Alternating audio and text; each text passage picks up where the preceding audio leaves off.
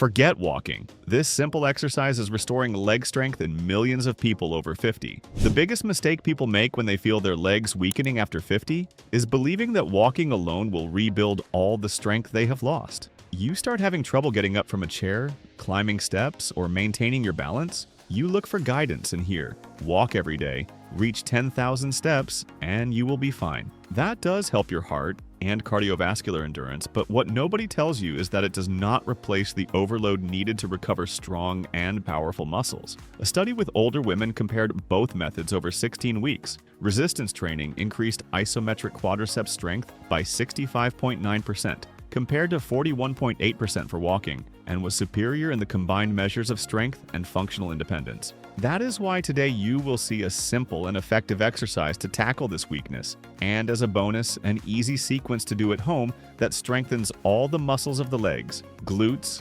hamstrings, calves, adductors, and quadriceps. Before we get started, please leave your name and the city you are watching us from in the comments. We would love to know. Exercise number 1, stationary march. The stationary march is probably the most underestimated exercise on this list, and that is funny, because a lot of people already do a disorganized version of it without realizing, like that nervous little shuffle while waiting for the microwave to finish. The difference is that done with intention, it becomes a powerful tool to recruit the hip flexors, the quadriceps, and the core stabilizers, all without any impact on the joints. Regular practitioners can notice improvements in balance within the first few weeks because the movement requires the body to learn how to support itself on just one leg at a time, even if only for fractions of a second. This exercise also stimulates proprioception, which is the body's ability to sense its own position in space without relying solely on vision, something that tends to decline with age and is directly linked to the risk of falls. To perform it correctly, stand with your feet hip-width apart,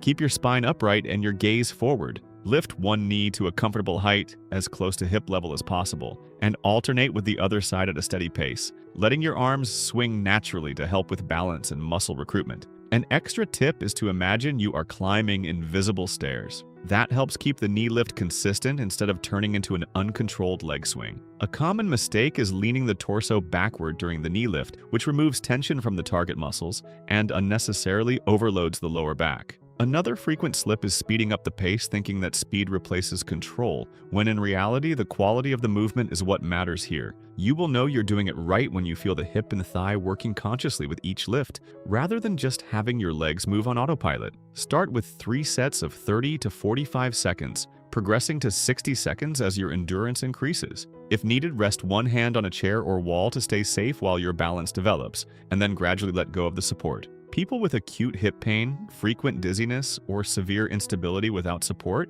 should avoid the unsupported version and always prioritize a fixed support before attempting it without one. Exercise number 2, step up. The step up is one of the movements closest to real life that you will find in a workout because it mimics exactly the action of climbing a step or getting onto a taller bus. A mistake I see many people make is underestimating this exercise, thinking it is too simple to bring results, when in reality it intensely recruits the quadriceps, the gluteus maximus, and the hamstrings, while also requiring solid work from the ankle and knee stabilizers. Research with older adults who included step-up training in their routines observed meaningful improvement in stair climbing speed and confidence in performing that task in daily life, which indirectly reduces the risk of falls in environments with uneven surfaces. To perform it, place a step or a low, firm surface in front of you, something between 6 and 8 inches tall to start. If you do not have a step at home, the first stair of a staircase works just as well, as long as it is firm and does not slip during the movement.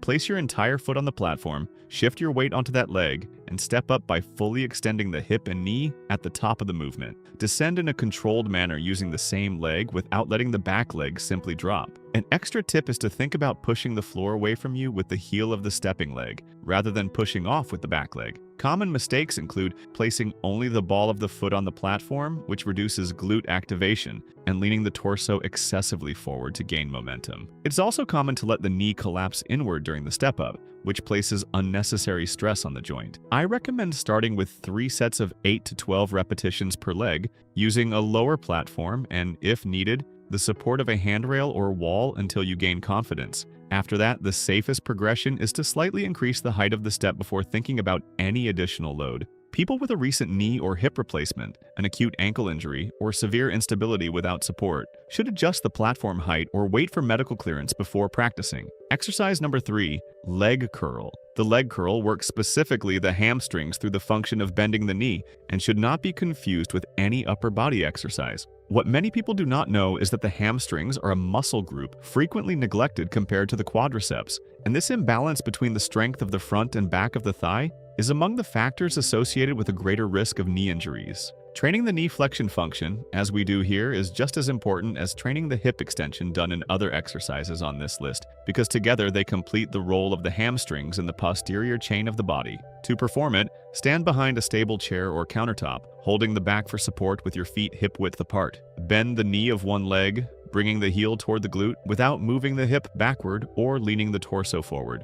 Briefly hold the contraction at the top and then lower the leg slowly and in a controlled manner, making the most of this eccentric phase since it is where a large part of the strengthening stimulus for this muscle group occurs. An extra tip is to specifically slow down the lowering phase, counting to 3 or 4 as the leg returns to the starting position. This increases time under tension without needing any additional equipment. A common mistake is using momentum, swinging the leg upward instead of bending the knee with control, which practically eliminates the intended muscular effort. It is also frequent to see someone arch their lower back to compensate for lack of hip stability during the movement. Perform 3 sets of 12 to 15 repetitions per leg, always prioritizing controlled execution before increasing the number of repetitions. People with an acute hamstring injury, a recent knee sprain, or severe instability without support should avoid this exercise until they receive clearance from a health professional. Exercise number 4, glute bridge. The glute bridge is, without exaggeration,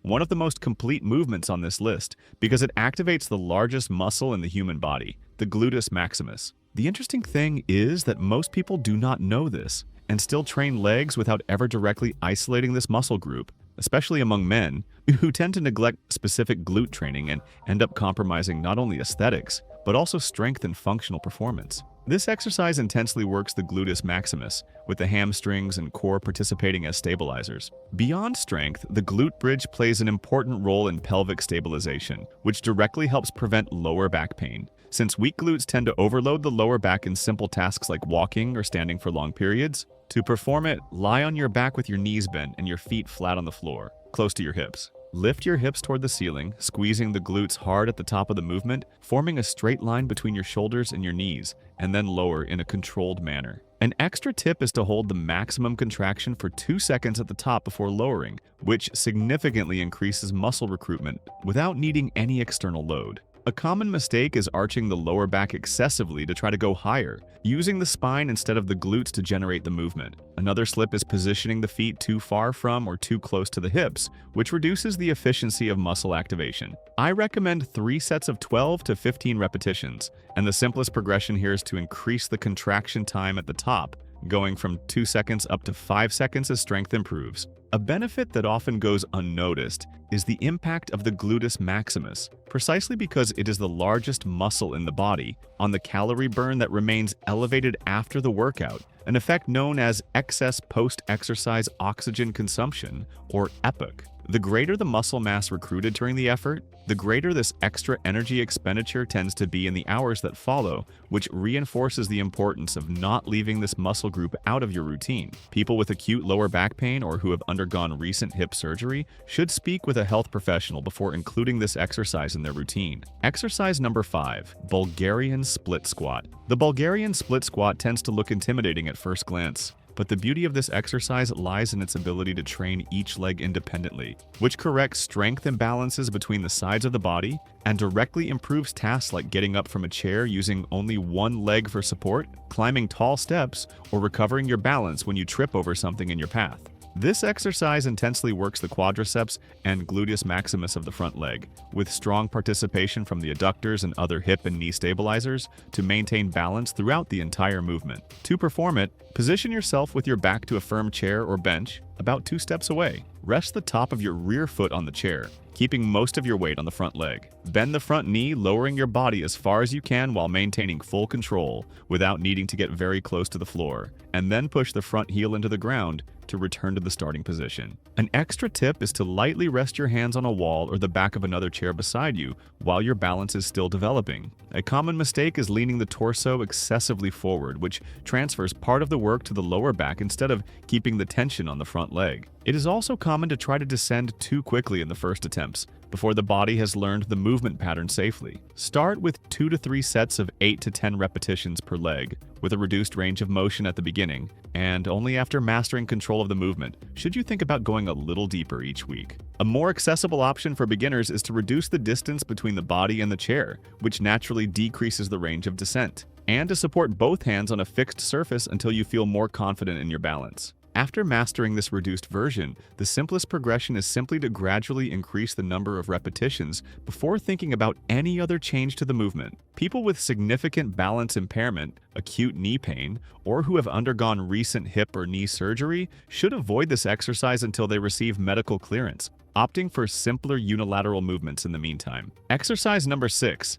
tibialis raise. While most leg workouts focus on the back of the lower leg, the calf, the tibialis raise works the opposite side, the tibialis anterior muscle, located on the front of the shin. When you include this exercise in your routine, you create a balance of strength between the front and back of the lower leg that is often missing even in people who have been training for years. And this balance is directly related to ankle stability and, consequently, to the prevention of falls when walking on uneven surfaces. To perform it standing, lean your back against a wall for support, with your heels close to the wall and your feet pointing forward. Without bending your knees, lift your toes as high as you can, keeping your heels fixed on the floor. Briefly hold the contraction and lower in a controlled manner. If you prefer a safer version for balance, the same movement can be done seated, simply lifting the toes while the heels remain resting on the floor. An extra tip is to aim for the full range of motion on each repetition, since it is precisely at the top of the movement that this muscle works with the greatest intensity. Because it is a muscle with a predominance of slow twitch fibers, it responds better to longer sets than to short and heavy ones. A common mistake is bending the knees during the lift to try to raise the feet higher, which takes the focus away from the tibialis anterior. Another mistake is performing the movement too quickly without control, losing much of the muscle recruitment that the concentric phase could offer. Perform 3 sets of 15 to 20 repetitions, and use the seated version as a safer alternative if you have any difficulty with balance in the standing version. People with an acute ankle sprain or intense pain in the shin area should reduce the range of motion or avoid the exercise until the area has recovered. You already know the main exercise and the other 5 variations that build complete leg strength. Now, as promised, let's move on to the bonus, a simple sequence to do at home that completes the work across all the muscles of the legs. Bonus exercise number 1, farmer's carry. The farmer's carry is one of those exercises that seem too simple to work, and I will admit, it took me a while to give it the credit it deserves,